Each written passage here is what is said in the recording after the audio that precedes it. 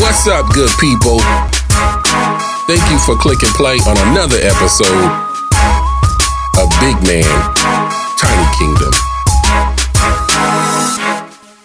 AK, you're crazy. What's up to all you good people in this crazy world that we live in?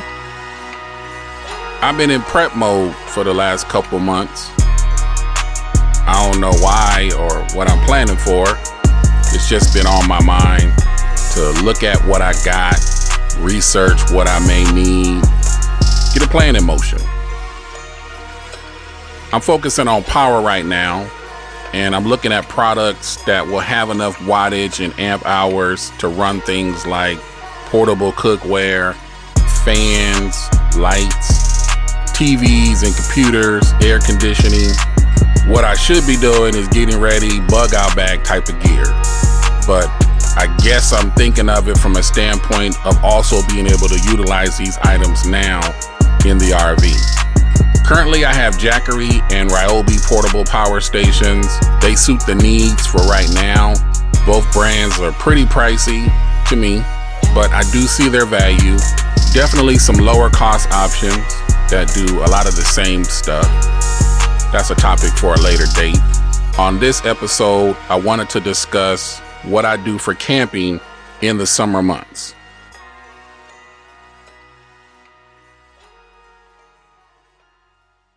I like to camp year round. I don't like to let the weather dictate my camping plans.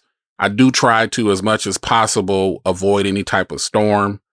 If the weather guessers or meteorologists, as you may know them, if they're guessing that a monsoon has a high chance of happening, then I'll go along with it and stay away from that said area. Same thing with heavy rain or snowfall, because I don't like to purposely be wet or cold like that. But if it's high heat temperatures or there's normal rain in the forecast, I can go along with those and make adjustments to what type of camping I do and what I bring. For example, I went camping last month. Depending on when you're listening to this, I'm referring to July 2024. Here in Arizona, camping in the summer is almost frowned upon. And for good reasons. There are some people that just believe they are invincible until they find out that they're not. And when it comes to this desert heat, it's not to be taken lightly. You need to properly be ready for 110 degrees. It's been above 100 degrees every day since like the last week of May. This year, since July 10th, we've had 23 days above 110. And if I'm not mistaken, I believe that is a record year over year. So to state the obvious with some classic hit songs, it's hot in here. The heat is on. It's some hot fun in the summertime. And if you outside here in Arizona, then you playing with fire because the sun is shining. It's hot in the city. Now, I ain't a girl, but I am on fire. But it don't scare me none, so here comes the hot stepper. The first 3 people who can figure out the artist to each of those song references will win something that I'll send you in the mail. Just hit me up with the answers on my Facebook or Instagram page at Big Man Tiny Kingdom. I was at Catalina State Park in the Tucson area. It was 105 degrees or more on the days I was there. Wasn't too many other crazy people camping with me. This is the time of year to be up north in Flagstaff, which I have been to this summer as well. On the day I went, it was 110 degrees in Phoenix, 84 in Flagstaff. So it was a much better day to be camping up north than down here in the southeastern area of Arizona. And check this out. On the days I was in Tucson, which was just an extended weekend, there was no rain, no monsoons. It was sunny and hot. But I still got in some trail walking, not much, just about a mile to check out the Romero ruins, take some pictures of the Santa Catalina Mountains and all the wonderful saguaro cactus. When I wasn't walking around sightseeing, I was at the campsite outside in this clam screen tent that I have, keeping myself cool by having my Ryobi misting fan spray water on me, and that worked out real well. I also brought my portable air conditioner, but I ended up not needing to use it. The misting fan did its thing.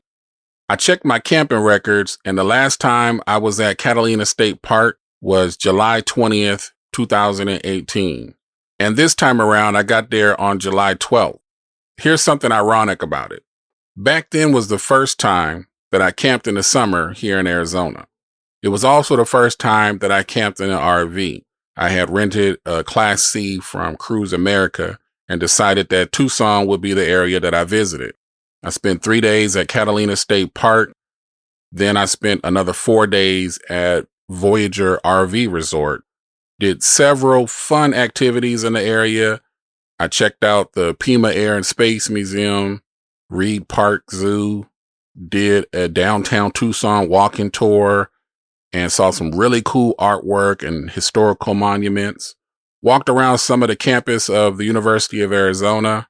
Also got to check out the Biosphere 2 research facility, and capped it off with a stargazing party at the Mount Lemmon Sky Center. I did all of this during the summertime. And guess what? I survived the heat. I say it like that because I have a friend that I know listens to the podcast who tries way too hard to avoid being out in the hot weather. Every time I mention that I'm going somewhere, it always gets said, "Be careful out there. Hopefully everything will be okay. You sure you should be out in the heat like that?" Yes, absolutely. I'm sure. Everything is always okay, and I don't necessarily have to be careful.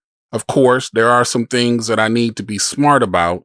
The main thing is to drink plenty of water beforehand and plenty more while out in the sun, which I do that all the time anyway.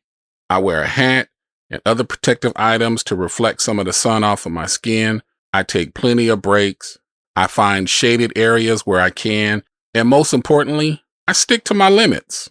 I listen to my body when it tells me enough is enough. And I learned that the hard way. I was camping in the summer some time ago at White Tank Mountain Regional Park here in Arizona. And I'm out there getting the campsite set up in the middle of the day. Sun beating down on me with a vengeance, but I'm determined to get the tent set up and everything at the site organized so that I wouldn't have to deal with it later. Sure enough, I start feeling super dehydrated. I'm drinking from a gallon jug, but as much water as I'm drinking is about as much as I'm sweating out of me. I started feeling nauseous and lightheaded. My vision got a little blurry. Praise the Most High, I got everything set up right about that same time, but I did feel sick the rest of the night. I didn't end up needing medical attention, so I don't know if I had heat exhaustion, but when I looked up all the signs of it, by definition, I think that's what I was experiencing. Thankfully, nothing serious happened to me, but it certainly could have. Ever since then, I am really observant about stuff like that. I refuse to push it to the limit. And that's one of the things that I love about being in an RV now. I had mentioned this on my last episode, since check-in times is always the afternoon when it's the most hottest time of the day. I like to get to the site and leave the trailer connected to the truck. The only thing I do is plug in the power cord to turn the AC on and get things cooling off inside the RV. I like to chill until the sun starts to go down, and then that's when I start setting everything up for camp. Or I may even decide to wait until early the next morning, which is exactly what I did on this summer trip to Catalina State Park. By the time the sun was on its way down for the day, it was about 6:30 p.m. That was when I unhitched, started heating up food that was already cooked from the day before, which that is also key to keeping some of the heat up off you. If you don't absolutely need to, don't cook inside the RV. Keep all that heat you're creating on the outside. It takes way too long for the air conditioner to get the inside cooled down again, so I avoid cooking inside. I started camping in a tent. I'm used to cooking and using the restroom and doing most everything outside in the elements. I've gotten a little spoiled by having these amenities inside the RV, which, don't get me wrong, I prefer bringing the whole house with me to the campgrounds. I've accepted that I'm a glamper, but I still know my roots. I still love being outside as much as possible. I don't see the point in hauling your rig to the campsite and then staying inside, barely coming out the whole time you're there. I noticed that Class A owners do that, and I don't get it, but do your thing. My point for saying all this is that being out in the summer heat don't scare me. I embrace it. I'm not running from it or staying inside avoiding it. I make sure I'm hydrated. I bring a fan or 2 or 3 to move some of the hot air in other directions. I wear protective clothing. I use sunscreen. I find whatever shade I can be under. I embrace the elements, even in the 110-degree Arizona desert. Don't be scared. Make sure you're out there living life real big. I have one more summer activity planned. This month, I am moving Babar from the storage unit where it's been housed since this past January to its new home location. I'll be renting a lot in an RV park. I signed a 6-month lease, so at least until February 2025, this place will be my new full-time situation.